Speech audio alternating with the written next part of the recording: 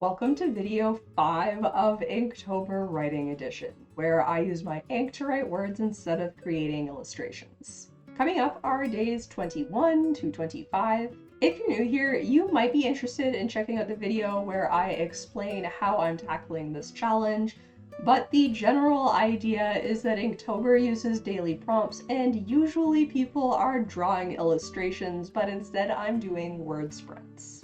In the stories of these 5 days, you'll find a lot of danger, but a little bit of fun. Without further ado, let's check out day 21. Welcome to Inktober, day 21. My cat almost knocked over his cat tower, where I use my ink to write words instead of creating illustrations. It's the beginning of the next week. I've got, I think, only 2 more weeks of recording left, which is kind of exciting. At this point in recording, we have released the second vlog video. Yeah. This is, my plan was to write very early this morning because we have to give our tiny kitty some antibiotics, and we set his schedule to be at like 6 a.m. and 6 p.m. And so I'm getting up a little bit earlier, but generally going back to sleep. And I was like, this morning I'm going to get up and I'm going to write in the morning darkness. Maybe catch a sunrise instead of the sunset that we've caught a couple of times. But I went back to sleep and then I slept later than I was supposed to. But also, I'm not filming this later in the day because timeline wonkiness, and also Canadian. It's Thanksgiving today and we're hosting dinner, so I still have a little bit of food prep to do. And then we have family showing up at around 4.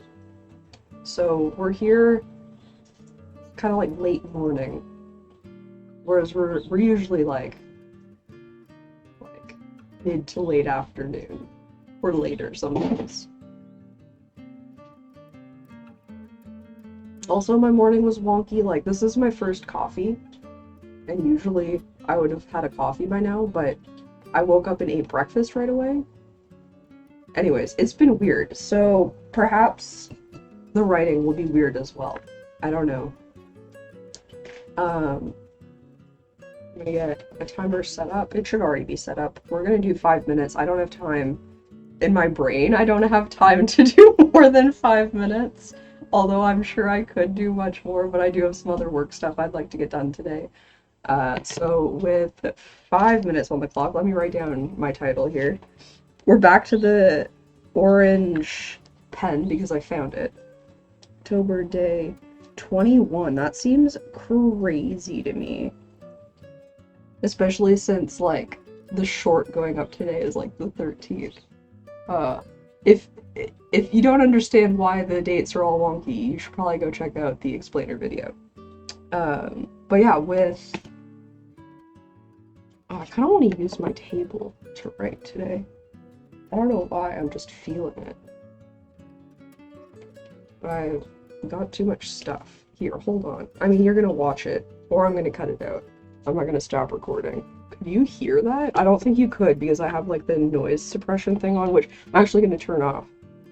The big boy just growled at the little boy. Not in like a mean way, they're definitely like playing. My big cat is a very loud player. Okay. I can't. With 5 minutes on the clock, today's prompt is blast. Here we go.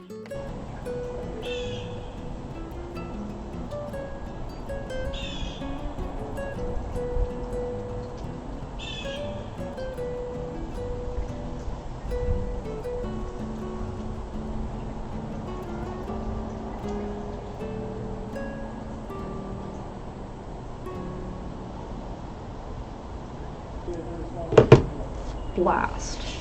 Hold on. Blast. The first thing that came to my mind was, so I started blasting. But then Bomb, Magic, Water Gun, and Earthquake. I kind of took Bomb and Earthquake together and wrote this with zero knowledge how bombs work, how being near a bomb works. Very specifically did not go with a nuclear bomb, though. I don't know why, I just, like, I didn't want to go, like, nuclear apocalypse. I just wanted to go with, like, some sort of, like, war-tornness. Although it does feel a little too lighthearted. I'd have to work on the, like, atmosphere, for sure. Or maybe it starts lighthearted, or maybe it is, like, maybe, like, the full story, like, kind of, like, does that, like, comes up for air a lot with lighthearted, like, dialogue or something like that. But, it starts with, like, our main character being like, what was that? And I said it felt like the air had tried to push her. So, like, that's meant to be just, like, this, like, really far-off, like, shockwave, and she just happens to be, like, very sensitive to, like, the changes in, like, I guess, pressure and movement and stuff around her. And the person that she's with is like, feel what? She's like, oh, I guess, like, a ghost pushed me. And then it happens again, and this time he does feel it. And he goes, what was that? And he, like, pulls the curtains, he's looking outside, and he's not seeing anything. He's not seeing any people, he's not seeing any, like, remnants of what we know later is going on. And then, like, she joins with the window, not seeing anything. Then it happens again, and they both feel it, and this time they both hear it. And then they see it. They see, like, this, like, far off, like, dust cloud, like, up into the sky. Not a mushroom cloud. Very specifically a dust cloud, not shaped like a thing, just like, poof, like a big poof. And then this is where I end, which is where she goes, was that, like, M dash? And he goes, a bomb. So, kind of in the back of my head, I decided that he has experience with bombs, so I don't know if that means that he's, like, military or something like that. Again, I have no idea if this is how this could play out. I don't know how far away you might feel a bomb blast, even if you are, like, super sensitive to those things, but the thought that kind of, like, or the experience that this comes from is, I don't know if you've ever, like, heard of this or felt this yourself, but really far off earthquakes, sometimes you can feel, like, just, like, the last little, like, and, like, you're not even, like, really sure if you've felt it. Like, you kind of feel like you just, like, were dizzy for a second, because, like, it just kind of, like, feels like you, like, stepped wrong or something like that.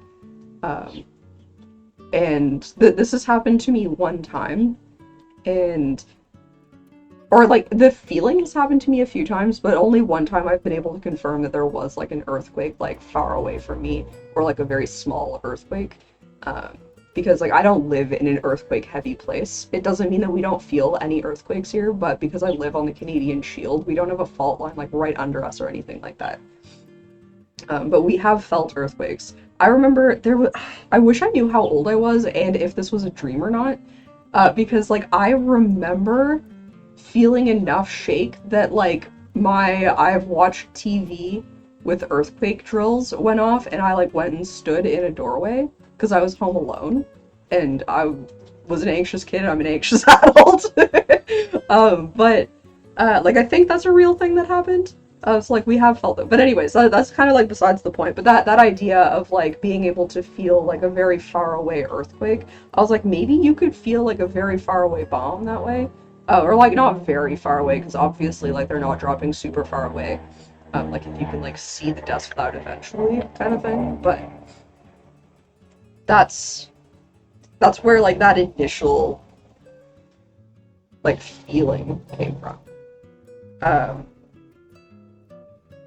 This is another one of those stories where, like, I wrote it with, like, no knowledge, and to continue this story, I would have to do research about how bombs work, which I think is interesting. and I'm maybe excited enough about this one that I will do that. We'll have to wait and see. I don't know if I've said this already, but I know that I talked about doing like a review video at some point. I'm thinking tier listing all of the writing sprints and kind of using that as a way to decide which ones we look at further. So that might be one of those post-content videos. If you think a tier list of everything I've written would be interesting, let me know. Also, let me know if you'd prefer it done live, so that you can kind of like help give your input.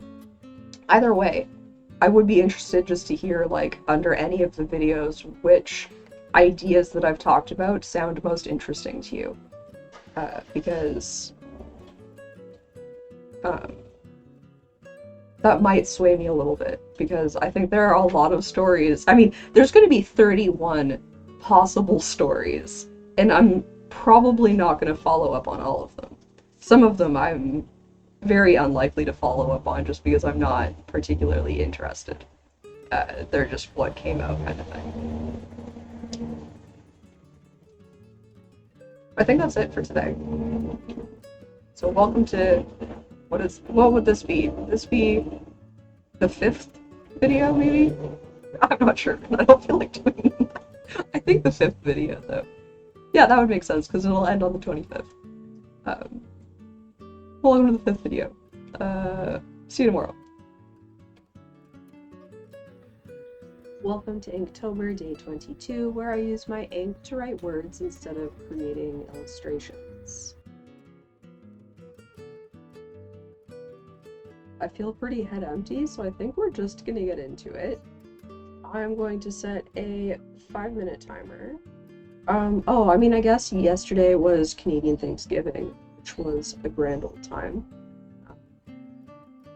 We hosted, and I made a charcuterie board and did like a mostly traditional dinner. We did chicken breast instead of turkey, but otherwise we did, you know, stuffing, mashed potatoes, roasted root vegetables, and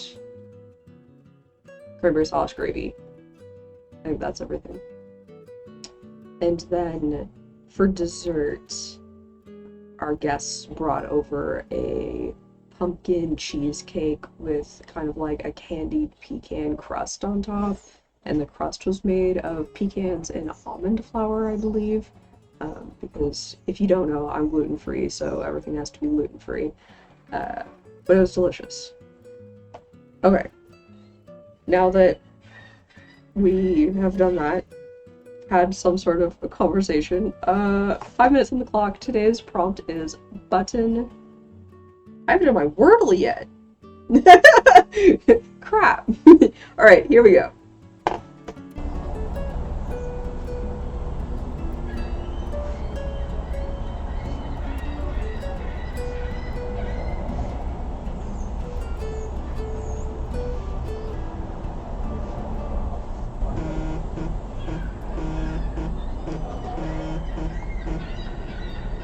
Alright, there's our 5 minutes.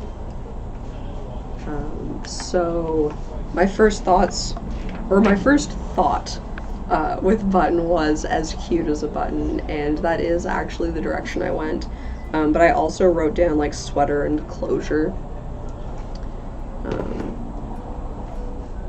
I suppose I immediately thought of like buttons on clothing and didn't even think about buttons that you press. So that's an interesting thing to note. The thing that is as cute as a button is a little rescue kitty, and the story seems to be following, I think the human is disabled from some sort of accident, so basically this person has gone to get a rescue kitten, or like this definitely happened in the past, like Wen got a rescue kitten, and they describe the cat as, you know, like having a notch in its ear and a wonky tail, kind of like my facial scar and my bum knee, or my busted knee maybe. And so I don't really know what kind of accident that is. It feels car accident-y, But I mean, really, a busted up knee and a scar on your face could be from so many different things, or maybe there are two different accidents that happened. Um, I don't really know what kind of scar it is. It could be like a fire and something fell on their leg, and that's why they have a bum knee.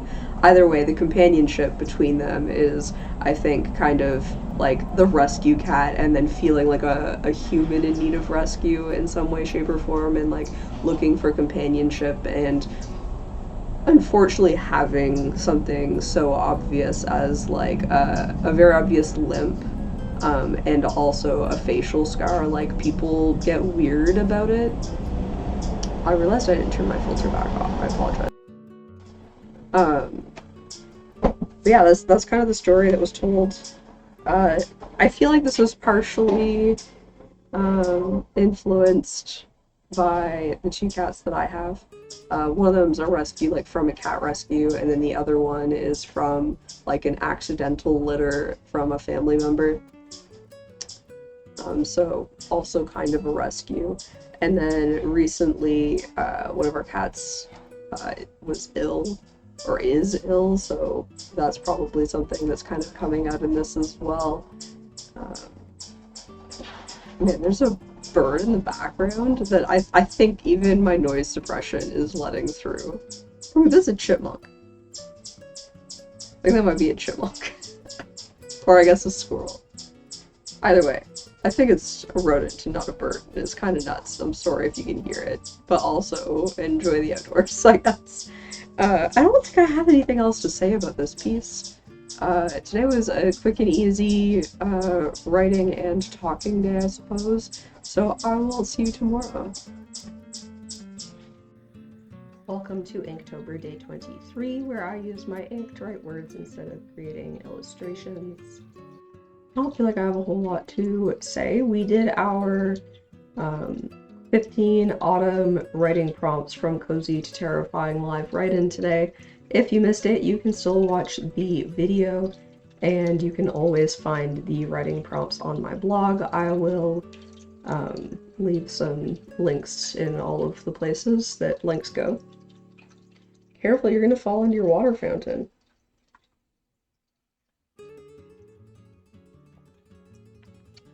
Yeah, I think I'm just ready to go. I am feeling a little tired, still from getting up early to give Camby his antibiotics, and also just from having already done the live today.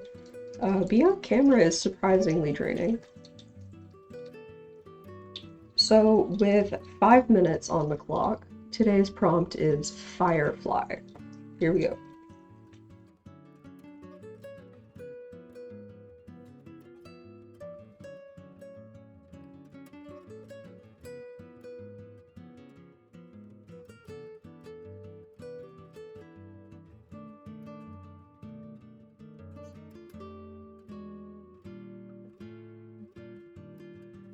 Alright, that is 5 minutes. The first thing that came to mind for Firefly were summer nights and Morse code. And I did go with Morse code. And the basic idea is some sort of like large camping trip where there are multiple camps. Definitely like wilderness camping, not like in a provincial park or anything like that. And each camp, or most of the camps, have what are called fireflies, which are these people who use their flashlights to send Morse code, kind of just like detailing like the next day's trek, what kind of obstacles, what kind of landmarks, the weather for the day, that kind of thing. And so we are with the people kind of at the end of the line. And so their camp doesn't have fireflies, but they still have to receive the messages so that they know where they're going the next day and things like that. And then our main character mentions that it's a miracle that the messages don't end up like a game of telephone. I thought that was kind of funny, and that's where we ended. I did put in some like dashes and dots, but I kind of just like put them in randomly and then like let them trail off, but I have no idea what letters I actually put in. So that would be something that I would have to research for something like this. I feel like I don't really understand what kind of trip this is. I am wondering, like, maybe it's like some sort of like survival situation, like post-apocalypse, and that's why there's like such a large but spread out camp. But I suppose it could just be like a fun trip in the wilderness with a bunch of people as well. There's loads of places on the planet Earth where you'd be able to do something like this. Something to consider would be, you know, how far can those lights be seen and what kind of terrain is necessary? Because I would think that if it's like dense forest, it would be very difficult to send messages like that, especially depending on the actual like distance between them. Yeah, I think that's it. Pretty short chatting sessions on this one. Um, Sooner rather than later, I'll be back on a proper sleeping schedule. So hopefully I'll have a little bit more energy, or just in general, I'll have a little bit more energy because we also did, Thanksgiving and stuff like that. So there's just like a little less energy to go around. But with that, I will see you tomorrow. Welcome to Inktober, day 23. It's a little chilly outside. I'm kind of half considering going and getting a blanket, but part of me also just wants to get my writing done for the day. It's been a busy like video editing and recording day for me, so I'm in that mood of not really wanting to talk to the camera a whole lot, but it's something I gotta do, so here I am. Yeah, I think that's it. I'm gonna get a 5-minute timer going. Yeah, so with 5 minutes on the clock, today's prompt is rowdy. Here we go.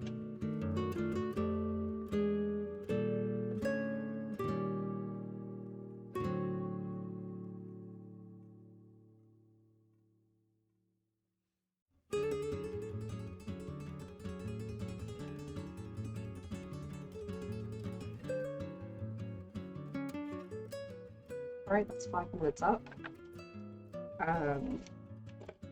The first things, hold on.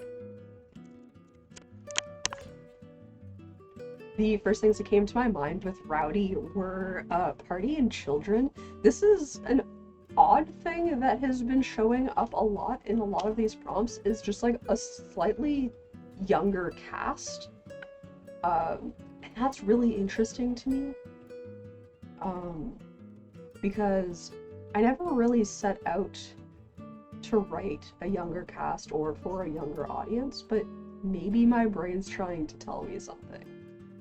But the rowdiness of it, basically, I'm just writing a story about like a sleepover of preteen girls.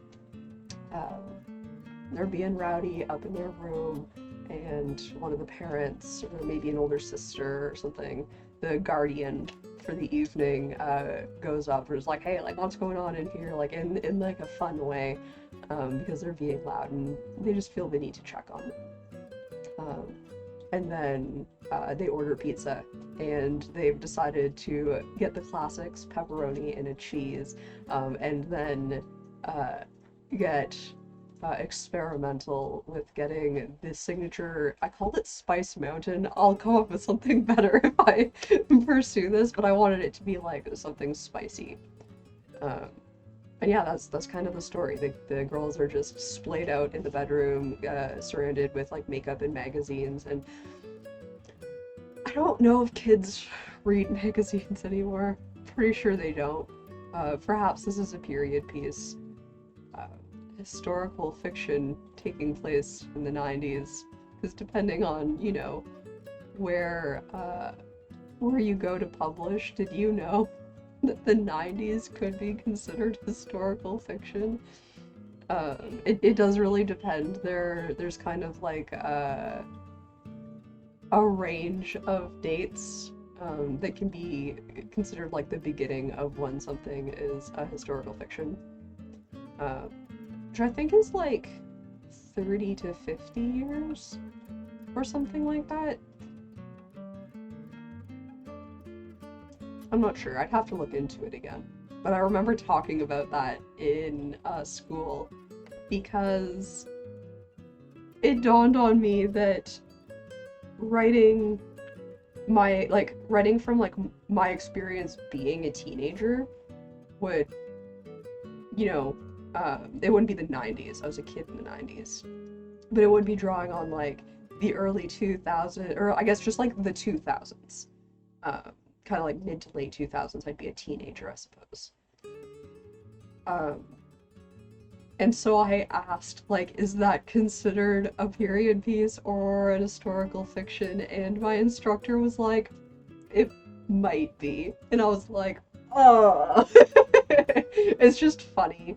I mean, it's always funny when you realize that you're old compared to like or like what like kids would call your age old, because looking back, like, you know that at that age you would have called like 30 or whatever old too, but now it doesn't feel old at all, or like it does, but in a different way. You're certainly not as adulty as you maybe thought you would be. Anyways, that's a fun conversation, and that's it for today. Rowdy got another maybe like middle grade YA. I need to figure out where the cutoff is, because I know that YA is usually like older teen to young adult, because kids want to read about somebody just slightly older than they are. But some of the themes that I've written for a younger audience than that maybe seem like they're too old and seem odd to write about, but at the same time, like, they do seem age appropriate when I think about what kids at that age are experiencing. So that's kind of like a weird line to walk, and I'm curious, like, what industry standards and stuff are for that. I was thinking about that while editing the Inktober 3 video, because there was, I called it like a middle grade, or no, that's, actually I think it's even later than that. But it's like, it's Deal, whichever day Deal is, I think, where there's like these two boys like in high school, I think, who make like the classic bro code deal of neither of them will pursue like the girl they're both interested in, and I referred to it in the short as like a middle grade YA romance, but to consider a middle grade romance felt really weird to me, and I just don't know if that is a thing that exists or not. Anyways, that's it for today. I'll see you tomorrow. Welcome to Inktober Day 25. It's a little chilly outside. I was gonna have a tea, but I have a lot of like summer-ish like canned cocktails kicking around, and I know that I won't drink them a lot during the winter, so I decided to have one. Other than that, I don't feel like I have a whole lot to say. I got this new sweater and I love it. I'm wearing some warm Christmassy socks, because like I said, it's a little chilly out. I did wait for it to be warmer. Earlier I was sitting out here with this blanket, and like I had it like up over my head while I was doing my work. Not that I don't think that would be a cute look for a vlog, which you might get, because I think I might change my rules a little bit. We're getting close to the end, and I feel like writing maybe tomorrow, maybe Sunday, which would be not taking my weekend off, but I might then be able to kind of spread out the last couple of days. Plus there's an extra day for the final video, because we'll be doing days 26 to 31 instead of 26 to 30. I also want to go to the library on Sunday, so I figure doing Words for while I'm at the library would be nice. So we'll see how that goes. Either way, this will be the last video of this vlog, whatever. And then there will be 6 in the final vlog, so the final vlog will probably be a little longer as well. I feel like this one might be a little shorter. I feel like I've had less things to say because I've been a little tired, and that hasn't really changed. I'm a little tired today. We are still doing the get up at 6 to give Canby his antibiotics. The last day of that is Monday. So maybe I'll catch up by the end of next week. I don't know. We'll see. I'm gonna take a sip. And guess what I haven't done yet? Set a timer. I think my phone... Oh, good. I have my phone, at least. I do think I'm going to do 5 minutes. I feel like all of this week has been 5 minutes. I don't think I've done a longer one. But I think that's okay. I'll try to get in 1 or 2 longer ones in the final 6 days. So we've got 5 minutes on the clock. I gotta write down my title and things. Hold on.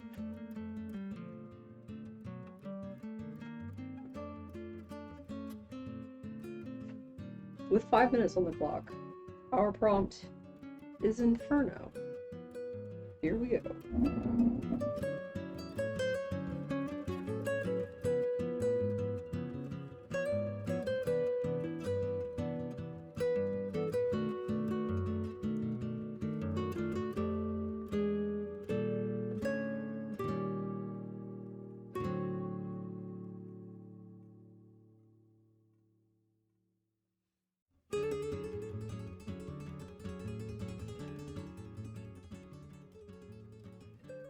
Can't see the buttons. I think I hit it. Okay. Inferno became fire, hell, and forest fire, which is the direction that I went with it. And this is weirdly kind of similar to how I figured out who the main character was in Day 13 Drink. I love it when I can remember them. It's the one where I was like, oh, this person's a sheriff, like very near the end of my writing session. This person, in a very similar position, didn't realize that they were going to be like a park ranger type deal until pretty near the end. Although the end of 5 minutes instead of the end of 20 minutes. The idea is that there's a forest fire raging on, it's moving towards a city, people are being told to evacuate, and then this just in, the fire has jumped the water to the island. So this is a thing that can happen with like sparks and whatnot. It can like a fire can like jump a river, so like just because you're on the other side of water from a fire doesn't mean that you're safe, kind of thing. Now, how far it can jump, I'd have to look into it, but then it turns out, and like, this kind of sounds like it's on the TV, and that's definitely where I first thought it was, but I realized that our character was going to be on the island. They were listening on a radio, but they are like off-grid, and it's like a wind-up radio. And then it turns out that it's a sheriff, because they're like listening to the radio and they're starting to pack up because they know that the fire's coming, and they kind of like yell out like, hey, anybody in earshot, you know, I don't know if you heard, but the fire jumped, and like we should be evacuating. And then, like, they go on to kind of, like, think the idea of, like, even though I'm off duty, like, I don't think I said this, we should be evacuating and, like, holler if you need any help. And that was kind of, like, the sentiment that obviously doesn't have to be like a park employee, but it just kind of like made sense, like somebody who like loves the park and like not just for the nature but like also for the people, like they love like sharing with the people because like some people like to work in parks because they like to work with the nature, take care of the nature, and other people like to share that nature with the people who are camping or visiting. And this is one of those people who like really cares about the safety and the education of people visiting the park. Um, and so they kind of have this thought of uh, like even though I'm off duty, I'm still a park ranger, and how off duty can a park ranger be when they're out in the wilderness? Um, so I have no idea where this would go. Do they get stuck on the island? How do they deal with that? Or is the fire kind of just like something that like forces something else to happen, or does it uncover something? Um, there's lots that could happen here. Like I don't know if the fire is like I don't know if this is actually the beginning of the story or if it's like much later. If the whole story is about the fire or if it's like a small portion of it. Um, I think it's an idea that like I would consider coming back to if we're talking tier list. Like I think I'm probably gonna do. I'm like 98% sure we're gonna do a tier list by the end. Um, this is definitely sitting like B tier, just like without looking at where everything else is sitting. Fun idea, not super excited about it, kind of thing. But that's that. This is the end of this video. You're gonna get an outro. But still, I hope you had fun. I had a blast. Catch you next time. Bye. Let me know if any of my stories or the prompts that spurred them lit something in you down in the comments. And of course, especially if you really enjoyed this, make sure to subscribe and like so you can be brought back for more. We have one more vlog before the end of the writing sprints. Of course, you probably know by now that I plan on doing some post-challenge content, which will include some sort of review of all of the pieces that I've done, and then also looking at expanding some of those pieces. So if you have ideas for videos you'd like to see that go hand in hand with all of these writing sprints, or particular pieces that you'd like to see me explore more, let me know down in the comments. And if you've been playing along, whether you've been writing as well, or drawing, or composing music, taking photos, I'd love to hear how your journey has gone. And last but not least, thank you so much for watching. I hope you enjoyed. I had a blast. Catch you next time. Bye!